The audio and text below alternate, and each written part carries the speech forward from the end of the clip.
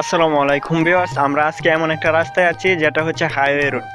কিন্তু এই রাস্তাটা এতটাই নির্মম পরিহার যে এখান দিয়ে প্রতিদিন হাজার হাজার মানুষ যাতায়াত করে চারিয়া থেকে গোয়ালপাড়া রাস্তায়, চারিয়া গোয়ালপাড়া বাইলাপাড়া এই রাস্তা দিয়ে। কিন্তু এই রাস্তা এতটাই খারাপ এবং এতটাই খারাপ হয়ে গেছে যে মানুষের হাঁটা চলা এবং ছাত্রছাত্রীদের আসা যাওয়ার জন্য খুবই একটা বাজে অবস্থা। তো একজন আসতেছে সামনে আমাদের, দেখি ওনাকে জিজ্ঞাসা করে। তো একজন সামনে আসতেছে, ওনার কাছে একটু জানতে চাইবো যে উনি এই রাস্তা সম্পর্কে মতামত কি। আসসালামু আলাইকুম। ওয়ালাইকুম আসসালাম। ভালো আছেন? হ্যাঁ, ভালো আছি। একটু সময় হবে আপনার কথা বলার জন্য? একটু সময়।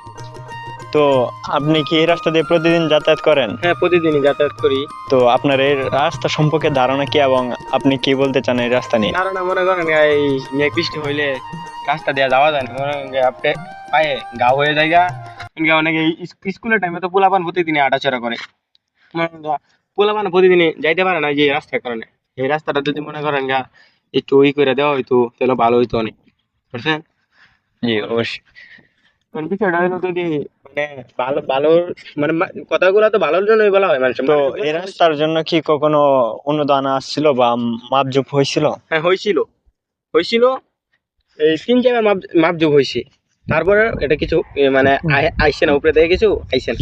তো আপনাদের এই প্রতিদিন যাতায়াত কি অনেক কষ্টকর হয় নাকি? মানে এটা বলে বোঝানো যাবে না, বুঝছেন? এটা বলে বোঝানো যাবে না, আহ, মানে বুঝতে তো পারছেন, মানে পায়ে ঘা হয়ে যায়। তো এই রাস্তাটা পাকা হইলে আপনাদের কেমন হতো? কেমন হতো, প্রতিদিনই তো যাতায়াত করানো লাগে। যদি রাস্তাটা যদি একটু পাকা হইতো তাহলে অনেক সুযোগ সুবিধা পাওয়া যেত। যেমন ধরেন সরবে থেকে চারিয়া বাজার। আচ্ছা, এখানে রাস্তা কতটুকু?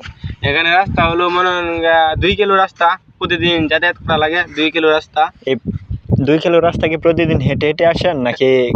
প্রতিদিনই হেঁটে হেঁটে আওয়া লাগে। এই দেখেন দেখেন আপনি যেগুলো দেখেন, তো পায়ে ঘা হয়ে যায়, ঠিক আছে? পায়ে ঘা হয়ে যায়। যদি এই সলবে থেকে যদি চারিয়া বাজার লাগা যদি পাকা হইতো তাহলে সলবে থেকে একেবারে মানে তারাকান্দা লাগা যাওয়া যাইতো আর কি। মানে প্রতিদিনই যখন স্কুল আসে, স্কুলে যাওয়া যাইতো গাড়ি দিয়া। এখন তো আর এটা সম্ভব না, ঠিক আছে?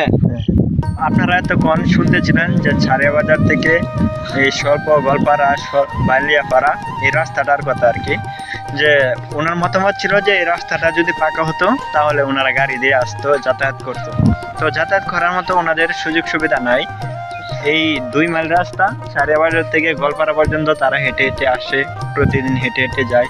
তো তাদের জন্য অনেক কষ্ট হয়ে যায়, এই সমবেদনাটাই তারা জানিয়েছে আর কি। তো এটা যদি সরকারিভাবে নজর থাকতো তাহলে অনেক দিন আগে হয়ে যেত। এটার মাপও নিয়েছে, অনেক 5-6বার মাপ নিয়েছে, কিন্তু এটার কোনো অনুদান আসে নাই। তো এটা হচ্ছে একটা হাইওয়ে রাস্তা, এটা সাধারণ রাস্তা না, এটা হচ্ছে হাইওয়ে রাস্তা, তারপরেও এটার কোনো গুরুত্ব নাই। তো আশা করি সরকারের দৃষ্টি আকর্ষণ করছি এই রাস্তাটা তাড়াতাড়ি মেরামত করার জন্য।